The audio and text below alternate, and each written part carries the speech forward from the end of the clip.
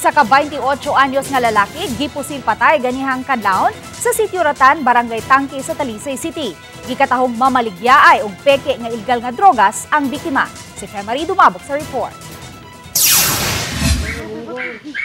Ang biktima ang patay diha dayon human siya gipusil sa duha ka mailhing mga sospek sa Sitio Ratan, Barangay Tangke, siyudad sa Talisay, pasado alas 2 ganihang kadlawon.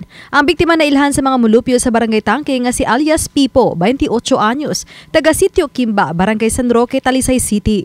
Sa inisyal nga investigasyon sa kapulisan base sa mga nakasaksi nga ang biktima nagbarog-barog lang sa lugar ganihang kadlawon. Mikalit lang og duol kaniyang usa sa mga suspect dayon pusil diya sa iyang dughan. Ang duha ka mamumuno iano lang nga misibat human sa pagpamusil. May mga complaints na na-receive dati pero hindi na dayon yung case kasi itong victim is involved in many theft incident in the area.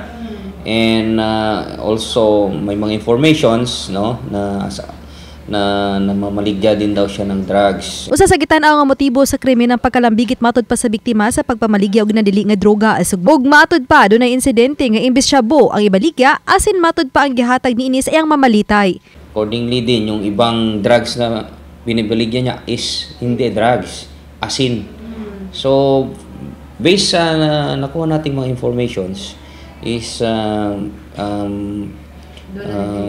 mayroon na tayong idea bakit nagkaroon ng ganung pangyayari. Sa crime scene, nakuha sa mga sakop sa scene of the crime operatives Kunsoko ang usa ka gamay nga metal canister nga dunay sulod nga gagmayng mga pinakiti sa ginudahang shabu.